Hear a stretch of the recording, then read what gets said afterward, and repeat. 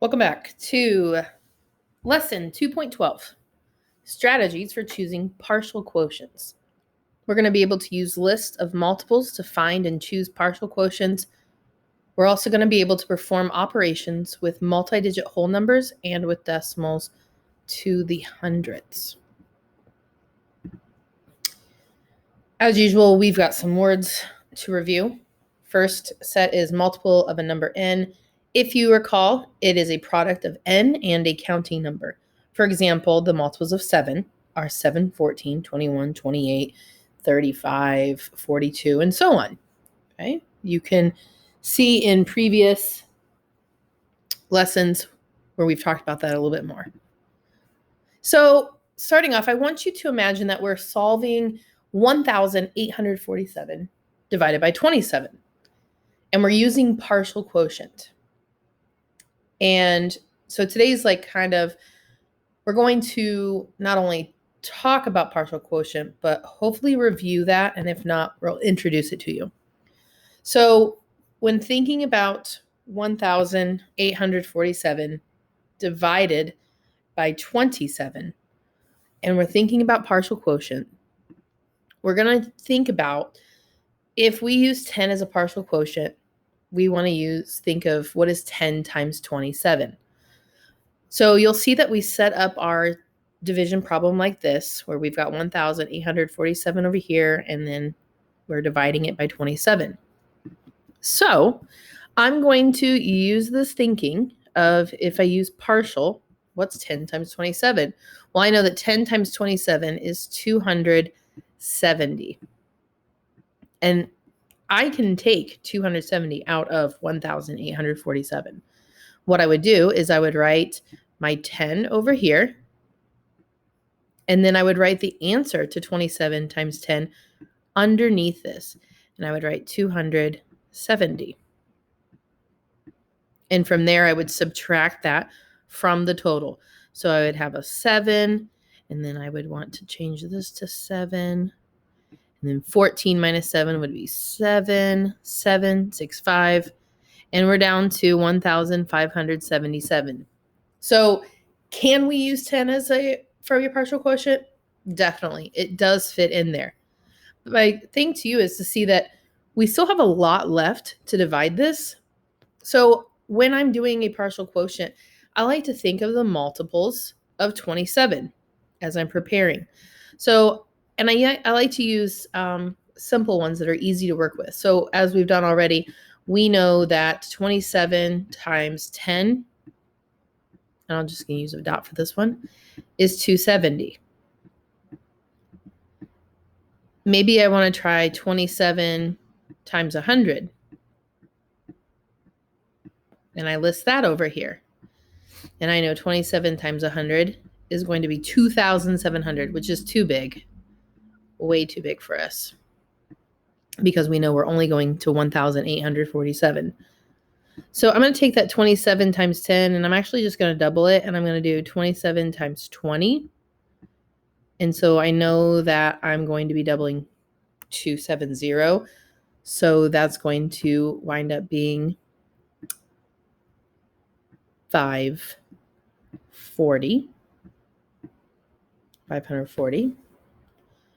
And that's still pretty small. So maybe I want to do 27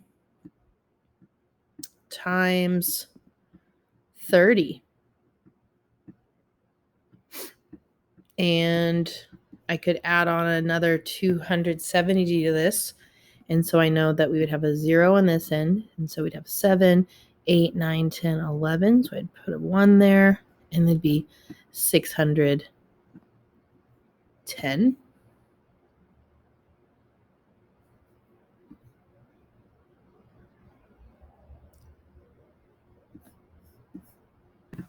Oh gosh, my math was way off. This would be an 810, not 610. That's what happens when you don't show your work. So I apologize for that. So anyways, that's what happens when you don't show your work, but we've got 27 times 30, and that's 810. So I'm gonna start with that. So I've already taken 10 out, and I'm gonna look at this. And I see that I can get 810 by multiplying it by 30. So I'm going to write a 30 here.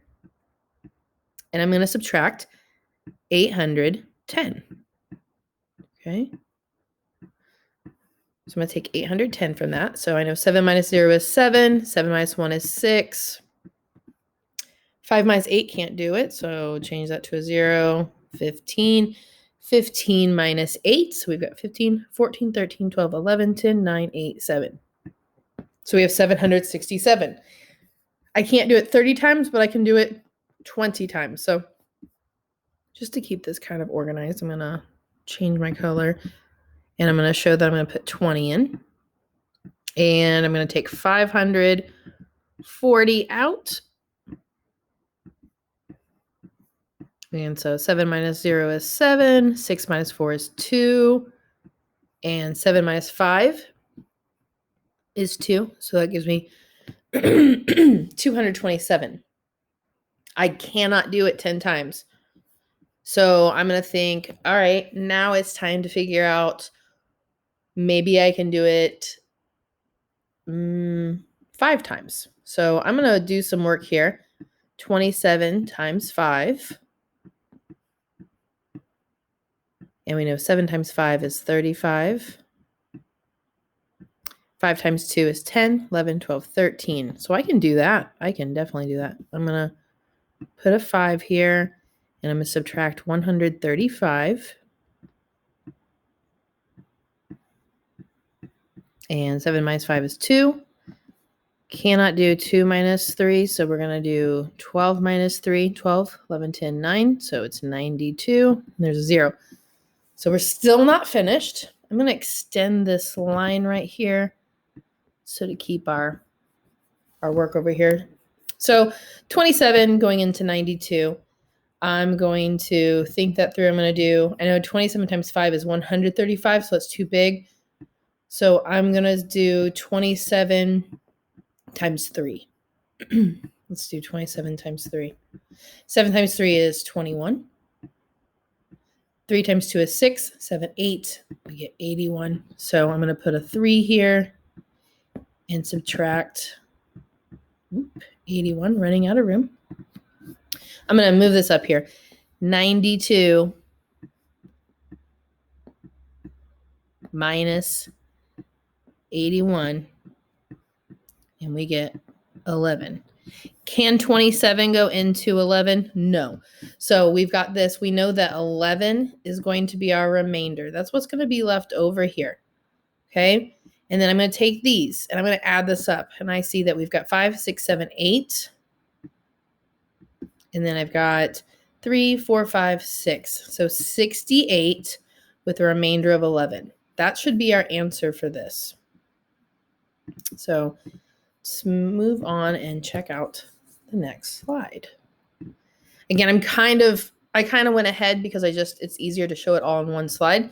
So we do know that if we continued to take out just tens, that would have taken a really long time. So going back to thinking you can rewind the video or go back to see what the work we did. They've already done 3 numbers and they're still at only 1,037. It just wouldn't be efficient. And that's why we like to make that little list of multiples or, large multiples. So again, like I said, knowing those multiples of the divisor 27, that can help you determine whether 50 or some other number can be used as the first partial quotient, because you use the largest one that you could do first, and that just is a more efficient way to complete these partial products. Just like when we talked about US traditional versus partial products versus partial quotient. Sorry. So you can use doubling and halving strategies to find the products mentally. So you could do 1,000 times 27, 500 times 27. We know these are going to be huge. Like this is going to be 27,000. But doing these large numbers are a great way to get those multiples. And if you paid attention, that's similar to what I did in the beginning.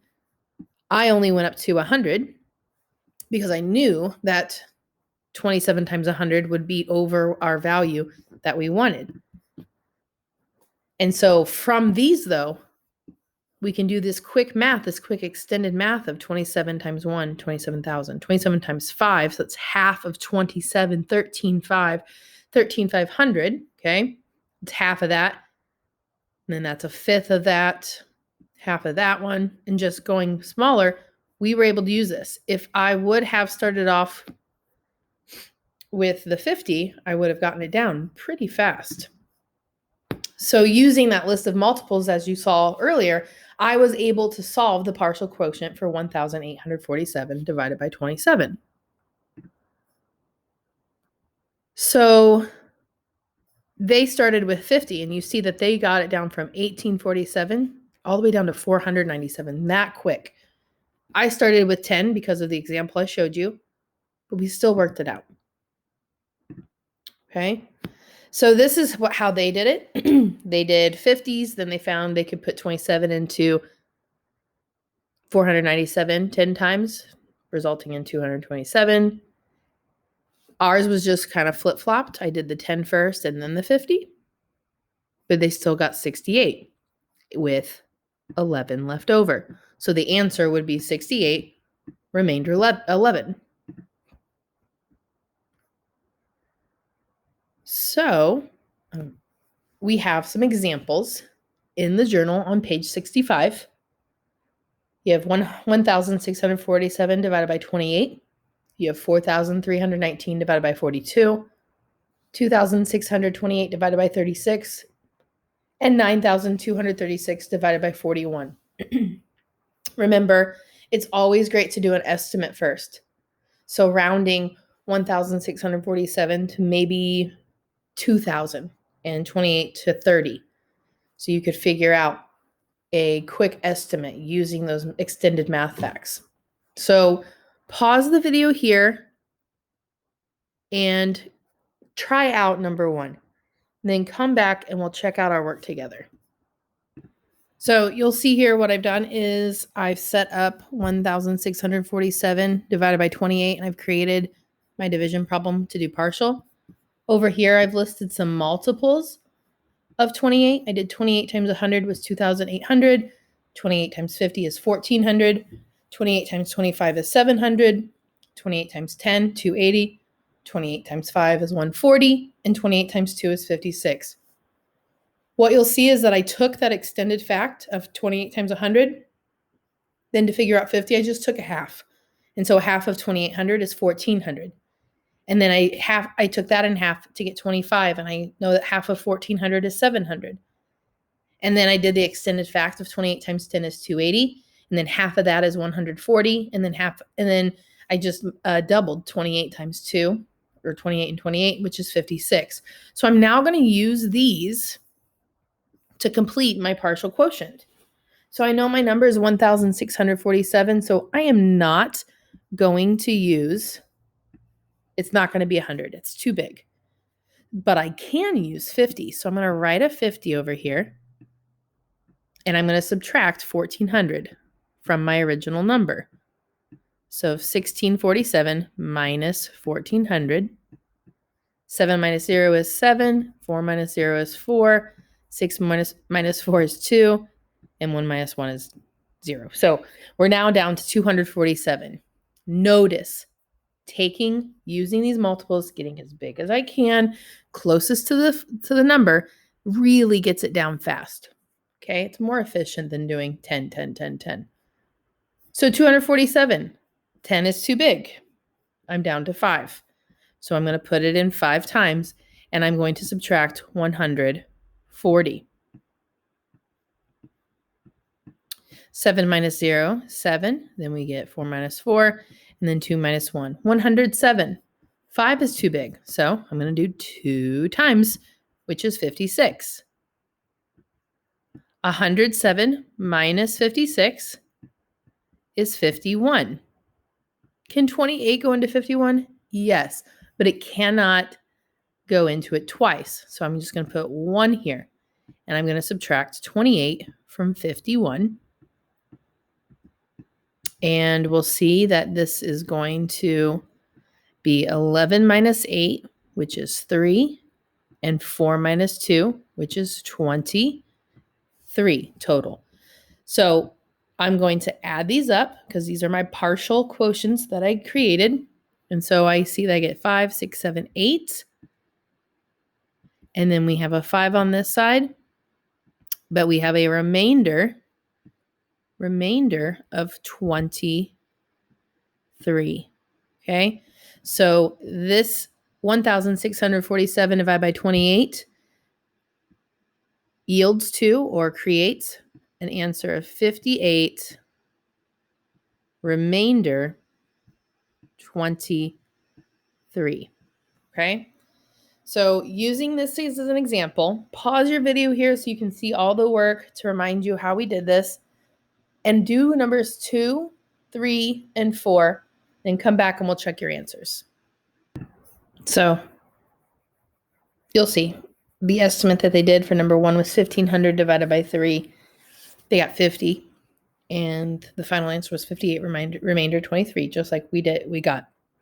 Number 2, an estimate that you could have done was 4,200 divided by 42. You get 100.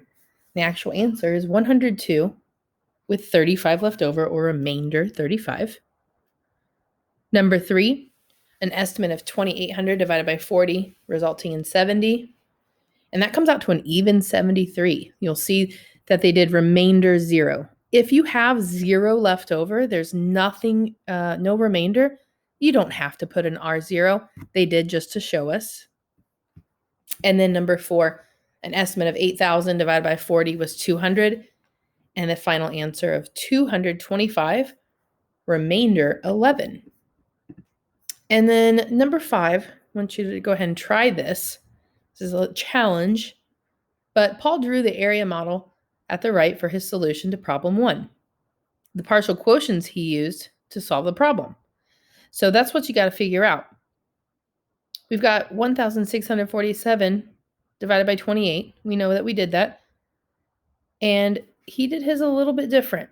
So what were the partial quotients that he used? Pause it, try it out, and then come back. Yeah, he used 50